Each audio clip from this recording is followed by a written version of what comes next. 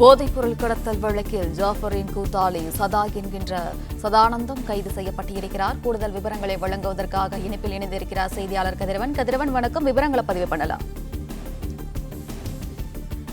கடந்த 3 ஆண்டுகள்ல 2000 கோடி ரூபாய் மதிப்பிலான போதைப்பொருள் கடத்தல் வழக்குல ஜாஃபர் சாதிக் என்பவர் முக்கிய நபராக செயல்பட்ட நிலையில அவரை என்சிபி அதிகாரிகள் கைது செய்து தொடர் விசாரணைகளை மேற்கொண்டு வருகிறார்கள். இந்த நிலையில அவர் போதைப்பொருள் கடத்தல் தொழிலுக்கு உதவியாக இருந்ததாக ஜாஃபர் சாதிக்கின் கூட்டாளி சதா என்கிற சதானந்தன் தற்போது கைது செய்யப்பட்டிருக்கிறார். குறிப்பா இவர் திருச்சியை சேர்ந்த இவர் சென்னையில தங்கி இந்த போதைப் பொருட்களை கடத்துவதற்கு உதவிகரமாக இருந்ததாக அதிகாரிகள் தெரிவித்திருக்கிறார்கள். பேக்கிங் செய்தல், மிக்சிங் செய்தல், அதே போல ராகி பவுடர் போன்றவற்றை எல்லாம் இவர் தான் வாங்கி ஜாஃபர் சாதிக்கு இந்த போதைப் பொருள் கடத்துவதற்கு மிக உதவியாக இருந்து முக்கிய குற்றவாளியாகவும் செயல்பட்டதும் அதிகாரிகள் கண்டுபிடித்து அவரை கைது செய்திருக்கிறார்கள்.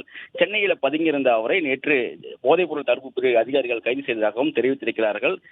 ஏற்கனவே இந்த வழக்குல சென்னையை சேர்ந்த 2 நபர்கள் மற்றும் விழுப்புரம் பகுதியை சேர்ந்த ஒரு நபர் என 3 நபர்களை கைது செய்து அவர்களிடம் இருந்துதான் 50 கிலோ அந்த போதைப் பொருளுக்கான மூளைப் பொருளை கைப்பற்றினார்கள். அவர்கள் மூலமாக தான் ஜாஃபர் சாதிக் தான் இந்த தொழிலுக்கு மூலதனமாக மூளையாக செயல்பட்டு கடந்த 3 ஆண்டுகளை மட்டுமே 2000 கோடி மதிப்பிலான இந்த போதைப் பொருளை கடத்தியது உறுதி செய்யப்பட்டது.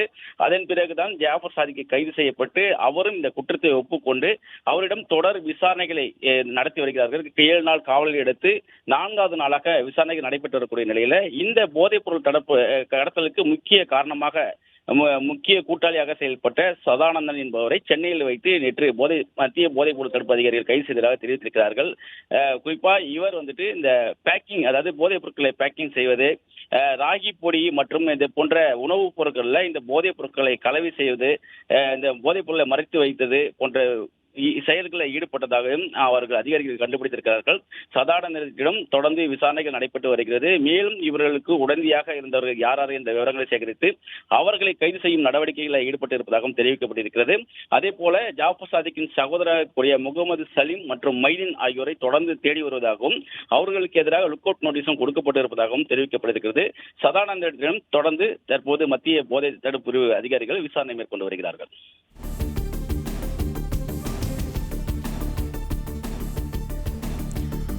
கதிரவன், கைது செய்யப்பட்டிருக்கும் சதா மீது எந்த மாதிரியான விசாரணையை என்சிபி மேற்கொள்ள இருப்பதாக தகவல் வெளியாகியுள்ளது? கதிரவன்,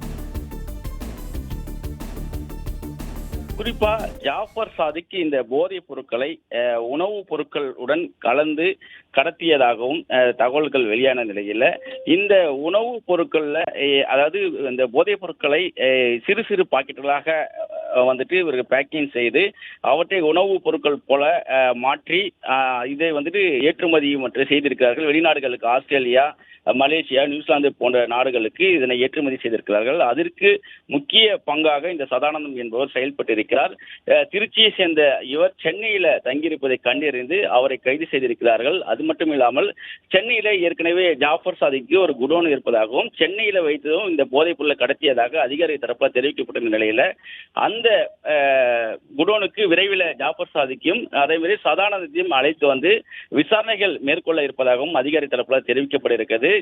இந்த ஜாஃபர் சாதிக் மற்றும் சதானந்தனுக்கு உதவியாக யாரெல்லாம் இருந்தார்கள் என்ற பட்டியலை சேகரித்தும் இந்த போதைப் பொருள் கடத்தல் வழக்கில் தொடர்புடையவர்களை கண்டறிந்து அவர்களை கைது செய்யும் நடவடிக்கைகளில் ஈடுபட இருப்பதாகவும் தெரிவிக்கப்பட்டிருக்கிறது. சதானந்தத்துடன் இந்த ஜாஃபர் சாதிக்கு உதவியாக இருந்தவர்கள் யார் என்ற பட்டியலை சேகரிக்கும் நடவடிக்கைகளில் ஈடுபட்டிருப்பதாகவும் தெரிவிக்கப்பட்டிருக்கிறது. இவர்தான், அதாவது சதானந்தம் குறிப்பா சத்து பவுடரை சத்து பவுடர் போல போதைப் பொருளை பேக்கிங் செய்து அனுப்புவதாகவும் அதிகாரி தரப்பில் தெரிவிக்கப்பட்டிருக்கிறது. போதைப் பொருளை சத்து பவுடர் போன்ற ஒரு மாற்றி அதனை பேக்கிங் சிறு சிறு பாக்கெட்டுகளாக மாற்றி அனுப்புவதில் முக்கிய பங்கு ஆற்றியவர் இந்த சச்சிதானந்தம் என்றும் அதிகாரிகள் தரப்பில் தெரிவிக்கப்பட்டிருக்கிறது. இவருடன் உதவியாக இருந்தவர்கள் யார் என்ற விவரங்களை சேகரிக்கும் பணியில் ஈடுபட்டு இருப்பதாகவும் அவருடன் விசாரணை பின்பு நீதிமன்றத்தை ஆஜர்படுத்திய பின்பாக அவரை காவலில் எடுத்து விசாரணை செய்ய திட்டமிட்டிருப்பதாகவும் அதிகாரிகள் தரப்பில் தெரிவிக்கப்பட்டிருக்கிறது.